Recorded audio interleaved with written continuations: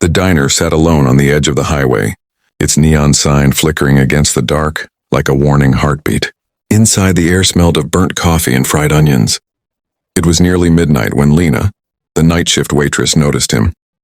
He was impossible to miss. Leather vest, heavy boots, scars that told stories no one dared ask about. The Hell Angel patch on his back was worn but unmistakable. He sat in the corner booth, back to the wall, eyes constantly moving, trained, alert. Lena poured coffee with shaking hands. She'd grown up around trouble. She knew what danger looked like. And tonight, danger had followed him in. Earlier, she'd seen them through the window. 3 men lingering too long near the gas pumps, pretending to smoke, pretending to talk. Their eyes kept drifting to the diner. To him, one of them lifted his phone and spoke quietly. Lena's stomach tightened. This wasn't curiosity. This was a setup. She brought the coffee over, forcing a calm smile. On the house, she said softly. The biker looked up, studying her face. He noticed everything, the tension in her shoulders, the way her eyes flicked toward the window. Something wrong? He asked. She swallowed. If she said the wrong thing, she could get herself killed. Thinking fast, Lena reached toward his vest.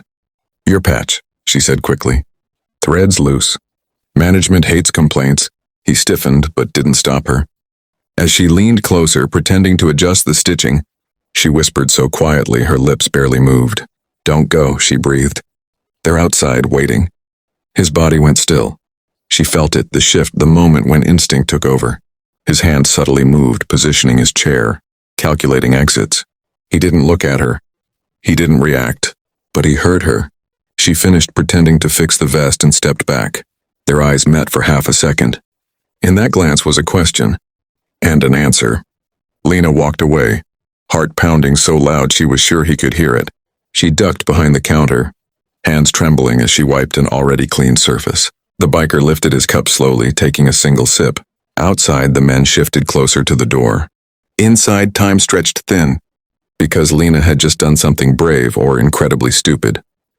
And whatever was about to happen next, there would be no turning back. The bell above the diner door jingled softly as the biker stood up. Lena's breath caught. Too soon, she thought. If he walked out now, they'd be on him in seconds. She gripped the edge of the counter, forcing herself not to look toward the windows. But the biker didn't head for the door. Instead, he walked calmly toward the restroom at the back, passing Lena as if nothing were wrong. As he did, he set a folded bill on the counter, far more than the coffee cost. Thanks for the heads up, he murmured, barely audible. Her eyes widened. He had heard her. Moments later, the diner door swung open. The 3 men entered separately, spreading out too smoothly to be coincidence. Their jackets were plain, but their movements were wrong, too sharp, too rehearsed. One took a booth near the window. One leaned against the jukebox. The third walked straight to the counter. Evening, he said, smiling at Lena. You alone tonight? For now, she replied, keeping her voice steady. Anyone else in the place? He asked casually. Lena nodded toward the back. Restroom. The man's smile tightened. At that exact moment, the bathroom door creaked open. The biker emerged, but he wasn't alone. 2 massive men followed him, both wearing Hell Angels colors, their presence filling the diner like a storm front. Lena's eyes went wide. She hadn't seen them arrive. They must have been parked behind the building. The biker rolled his shoulders, calm as ice. You boys lost? He asked. The man at the counter reached for his jacket. Too slow. In a blur of movement, one angel slammed him against the counter, pinning his arm. The jukebox man bolted for the door, but another biker stepped in from outside, blocking his path. Chaos erupted. Chairs scraped. Coffee cups shattered. The last man tried to run, but the biker, Lena had warned, caught him by the collar and shoved him hard into the wall. Next time, he said quietly, pick a different place. Sirens wailed in the distance. Someone had already called it in. Within seconds, the angels were gone, disappearing into the night like they'd never been there. Silence returned, broken only by Lena's uneven breathing. The biker paused at the door, glancing back at her. You did good, he said. Most people would have looked away. Lena swallowed. I couldn't. He nodded once, then vanished into the darkness. Lena sank onto a stool, legs shaking. She didn't know who those men were. She didn't know why they'd come. But she knew one thing for certain. Sometimes the smallest warning can change who walks out alive. Red and blue lights washed over the diner, cutting through the darkness like flashing memories. By the time the police cars screeched to a stop, the highway was empty. No bikers, no attackers, only broken cups, overturned chairs, and Lena standing behind the counter, shaking. An officer stepped inside. Ma'am, are you hurt? Lena shook her head slowly. No, but they were. She gave her statement carefully. Strangers, threatening behavior, left before anyone could stop them. It was the truth, just not the whole truth. The officers exchanged looks, already familiar with stories like this. After they left, the diner fell quiet again. Lena locked the door and sat alone in the booth where the biker had been. That was when she noticed something tucked beneath the table. A small metal pin, a winged skull. She stared at it, realizing he'd left it on purpose. Years ago, Lena's older brother had ridden with a motorcycle club, not the Hell Angels, but close enough to know the rules. He'd been ambushed outside a bar. No warning, no chance. Lena had learned that night what silence could cost. That was why she hadn't looked away. At dawn, a black motorcycle pulled into the parking lot. Lena's heart jumped, but she didn't run. The same biker stepped inside alone this time. No vest, no patches. You okay? He asked. She nodded. They come back? No, he said, they won't. He glanced around the diner. You didn't have to do that. I know, Lena replied, but someone once needed a warning, no one gave it. The biker studied her for a long moment, then placed something on the counter, a thick envelope. For the damage, he said, and for the courage. She tried to refuse. He shook his head. Debt settled. As he turned to leave, Lena held up the pin. You forgot this. He smiled faintly. No, I didn't. He walked out into the morning light, engine roaring to life before fading down the highway. Lena watched until the road was empty again. She didn't know his name. He didn't know her full story. But that night, two strangers chose not to be silent. And because of that, they both walked away alive. Weeks passed, but the diner never quite felt the same. Lena fixed the broken jukebox, replaced the chipped mugs, and scrubbed away the marks left on the counter. But some things couldn't be cleaned away. Every time the doorbell rang late at night, her heart skipped. Every motorcycle engine outside made her pause. Yet she didn't regret what she'd done. One quiet evening, a young man in a delivery jacket stopped by for coffee. He glanced around nervously, then leaned closer to Lena. Hey, he said softly. You're the waitress, right, from that night? Lena stiffened. Who's asking? He smiled awkwardly. Relax, I heard about you. People are talking. She frowned. Talking about what? About how you warned a biker and saved him from a hit, he said. About how you didn't look away. Lena felt a chill. She hadn't told anyone, not really. Some stories, the man continued, travel faster than motorcycles. That night, Lena found a small sticker taped under the counter, subtle, almost invisible. A winged skull, the same symbol as the pin. It wasn't a threat. It was a promise. From then on, strange things happened. A broken freezer was fixed overnight. A group of rough-looking bikers quietly chased off men who harassed her during closing hours. Tips were always generous. Respect was unspoken, but present. Lena understood. She hadn't joined their world, but she had earned their protection. One early morning, as the sun rose pink over the highway, Lena poured herself a cup of coffee and looked out at the empty road. She thought about fear, about silence, about how easy it would have been to pretend she saw nothing that night. But courage, she realized, isn't loud. Sometimes it's a whisper. Sometimes it's pretending to fix a vest. Sometimes it's choosing to warn a stranger, knowing it might cost you everything. Lena straightened her apron as the doorbell rang again. Whatever walked in next, she was ready. Spring came slowly to the highway. The snow melted, the neon sign buzzed less, and the diner began filling again with travelers chasing warmer roads. Lena noticed the change, not just outside but inside herself. She no longer flinched at every shadow. One afternoon, a woman stopped by with a little boy no older than 8. He stared at the motorcycles parked outside like they were legends come alive. Are they scary? He asked Lena. She smiled softly as she poured him hot chocolate. Only if you don't understand them. The boy nodded, satisfied. Later that night, just before closing, A familiar engine rolled into the parking lot. Not loud, not threatening, steady. Lena didn't rush to the window this time. The biker stepped inside, the same man, older somehow, calmer. The vest was gone, replaced by a plain jacket. But his eyes were the same. "You look different," he said. "So do you," Lena replied. They shared coffee in silence for a moment. "I wanted to tell you something," he said finally. That night, it wasn't just a hit. It was meant to send a message. If I'd walked out, others would have paid too.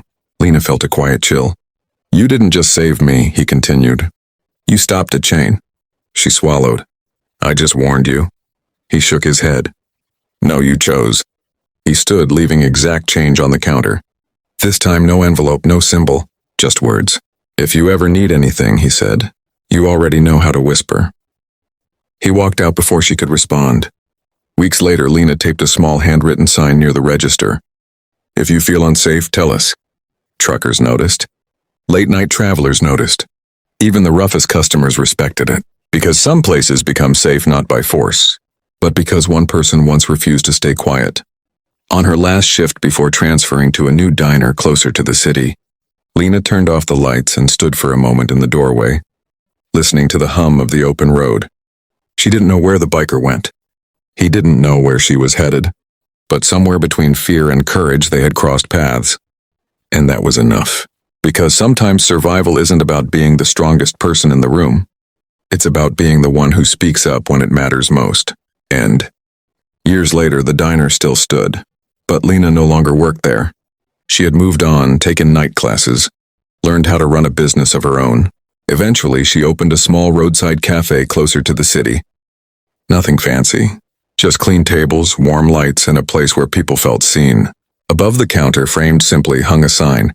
"If something feels wrong, say something." Most customers thought it was about customer service. A few knew better.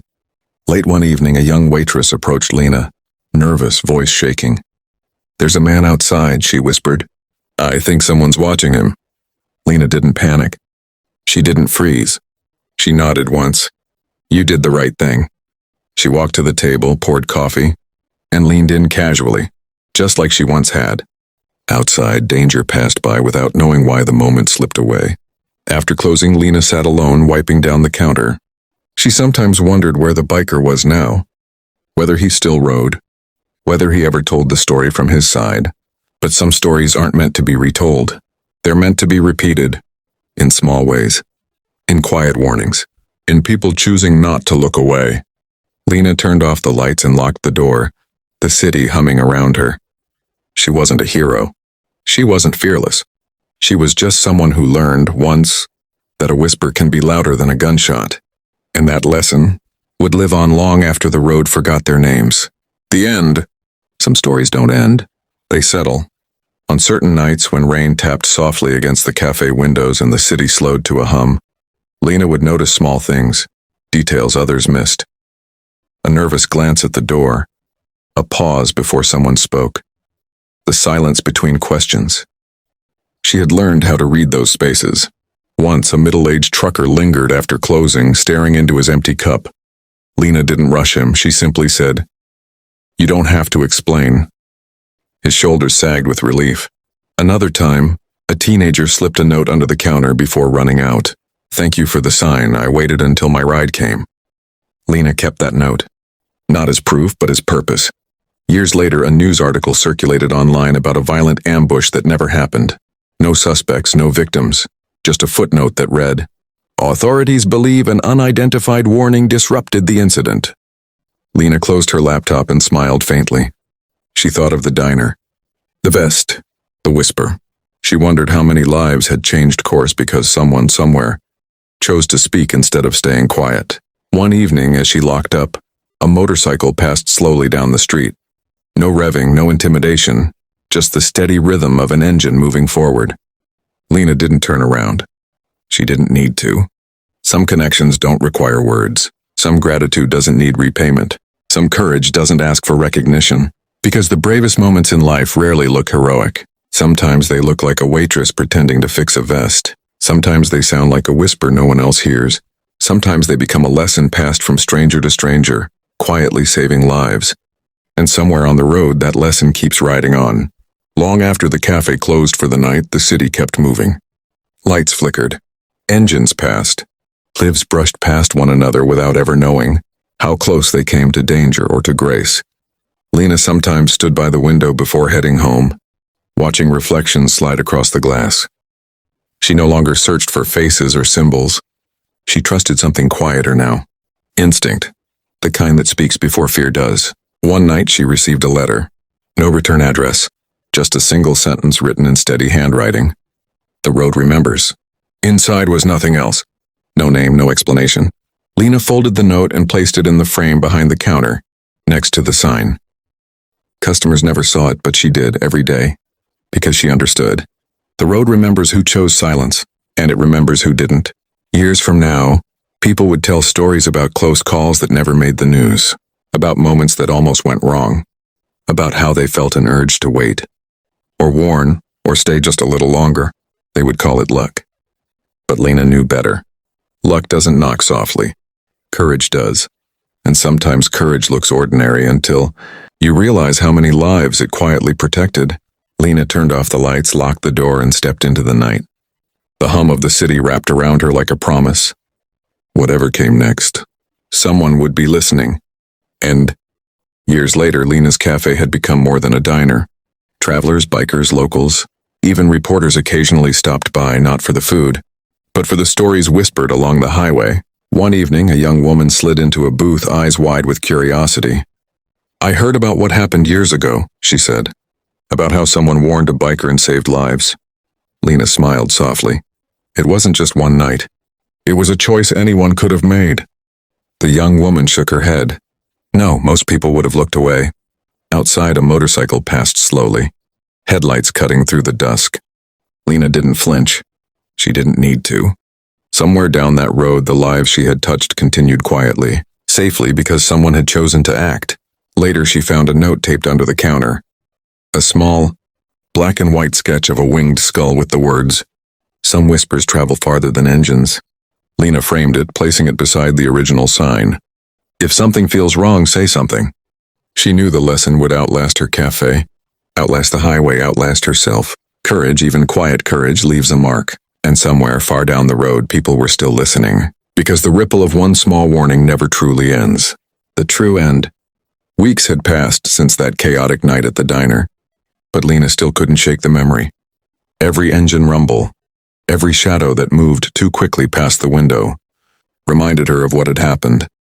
She poured coffee mechanically for late-night travelers, pretending her hands weren't still shaking. The biker, the one she had warned, hadn't returned to the diner, at least not in person. Yet she found subtle reminders he hadn't forgotten her. A folded note under the counter, a small pin left on a napkin, even the occasional tip left anonymously. That was far too generous for the simple meals she served. Lena had long since realized that what she did wasn't just an impulsive act of bravery. It had been a choice, a dangerous, reckless, and yet necessary choice. One she might have paid dearly for if the hell angels outside hadn't been intercepted so efficiently. That night, she had walked home slowly, replaying every second of the encounter. The way the biker's eyes had scanned the diner, the split-second glance that told her he understood her warning, the chaos that had erupted seconds later. It was a memory burned into her mind, but now Lena understood something she hadn't before. Courage isn't measured by the absence of fear. It's measured by action in spite of it. She had acted, and countless lives, his and potentially others, had been spared because of it. Later that evening, she took out a small notebook she kept hidden behind the register. Inside were sketches, notes, and reminders, small gestures that mattered, quiet warnings, acts of vigilance. Each one was a lesson in awareness and responsibility. She realized that night had changed her. It had transformed her from a simple waitress into someone who could read danger, who could act decisively, and who understood that sometimes survival depended on whispers rather than shouts. As she placed the notebook back, Lena noticed a small envelope taped under the counter. It bore no name, just a black-winged skull drawn with precise lines. Inside was a single note. "You made a difference. Never forget it." Lena smiled faintly. She had survived, yes, but more importantly, she had left a mark. A quiet ripple across the road, across lives, across time. And as the neon sign buzzed above the diner, She realized one undeniable truth.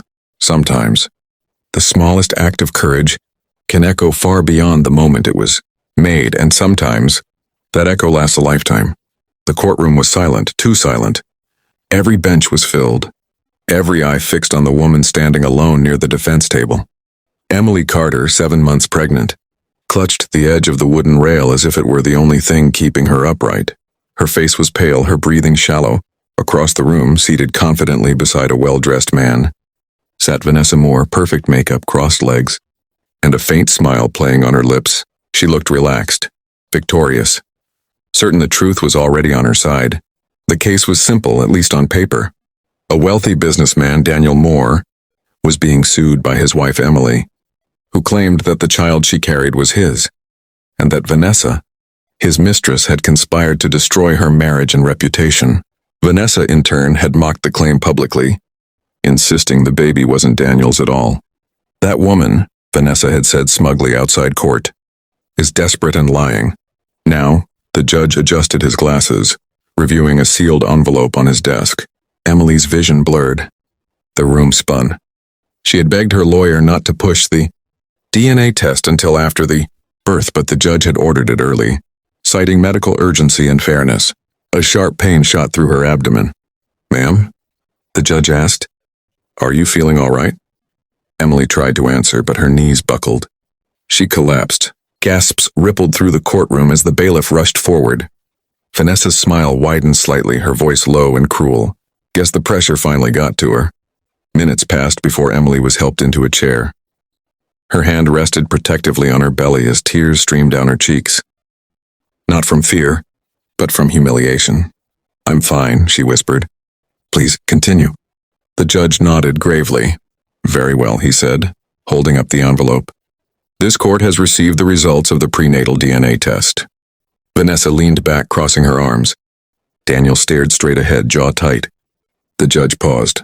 "This test determines paternity with over 99.9% accuracy." Vanessa's smile deepened. Emily closed her eyes. The judge broke the seal, and in that moment, before a single word was read, Vanessa's confident expression flickered.